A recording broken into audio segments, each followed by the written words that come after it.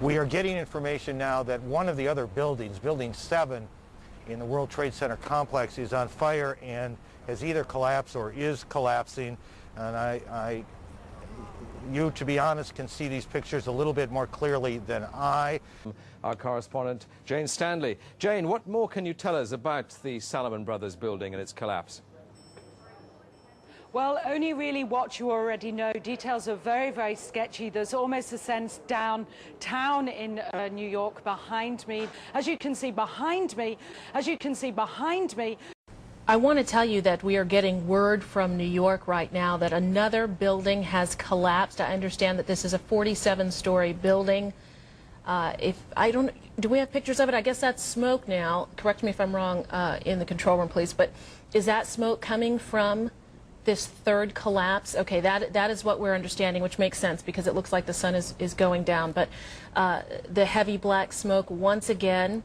Look at that. Hopefully at this point that building was empty, but I have no way of knowing that. But I'm hoping that enough people have cleared out of downtown Manhattan so that perhaps it wasn't as full as it might be normally around 5:30 on a Tuesday. That information, of course, take a look at that right-hand side of the screen. It's going down right now. There it is. Yep. It went down right there. This is not from an explosion or an aircraft at this point. From our knowledge, the information that we have is that this is a building that probably was incredibly structurally damaged. From our knowledge, the information that we have is that this is a building that probably was incredibly structurally damaged.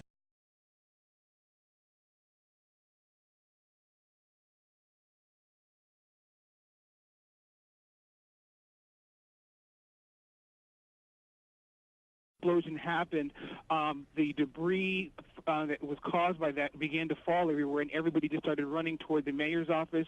I began to run toward the Woolworth building, which was close.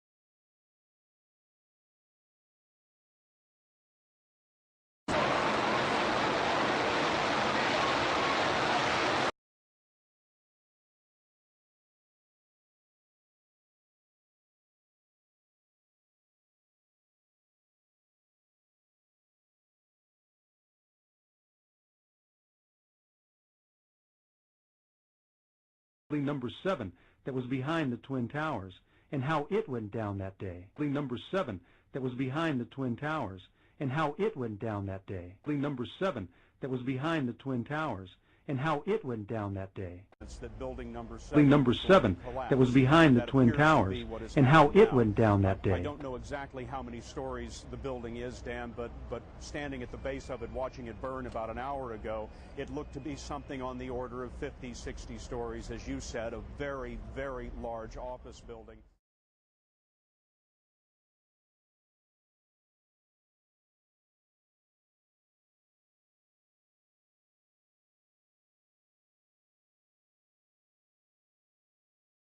This is tape now from WABC here in New York.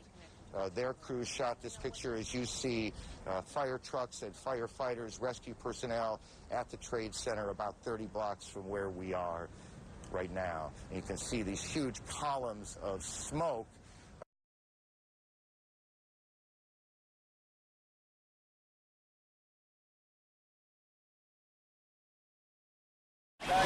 I want to use the bucket. I want to use some water towels. Well, this one. Right back. Let's go. I want to use the bucket. I want to use some water towels. Well, this one. Right back. Let's go.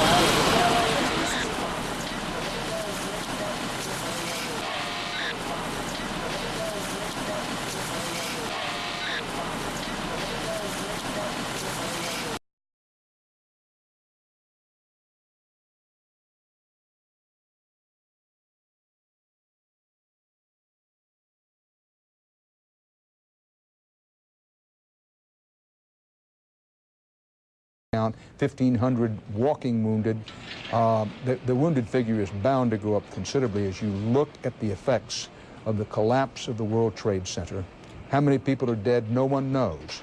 Both the mayor of New York and various police spokesmen have said we should brace for the possibility that many, many people are dead as a result of this. And frankly, it's hard to imagine that they aren't. Although, as we pointed out earlier, people inside the World Trade Center towers, many people kept their heads, and as soon as they realized something was wrong, began to get out.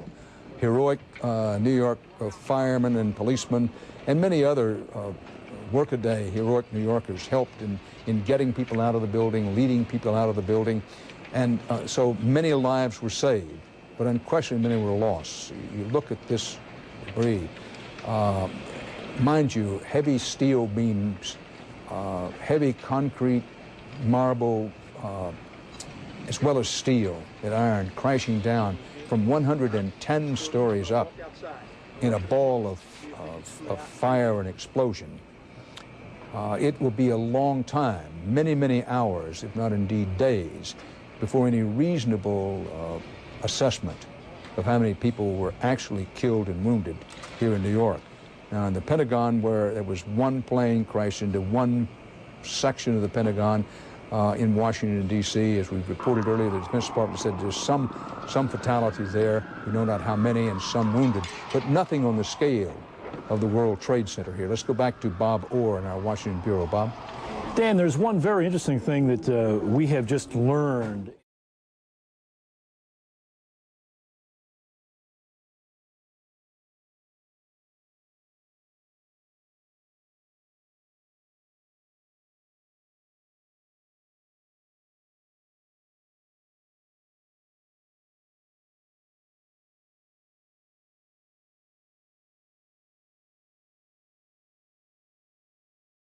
About an hour after the actual explosion, which was about 9:15 in the morning.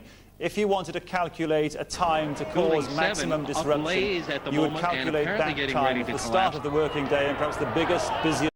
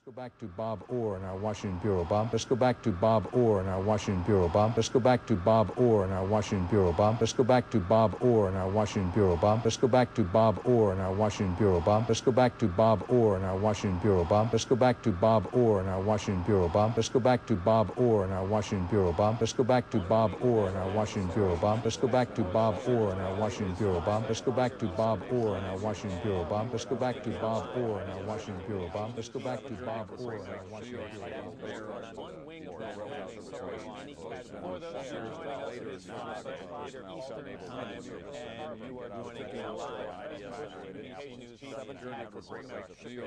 live.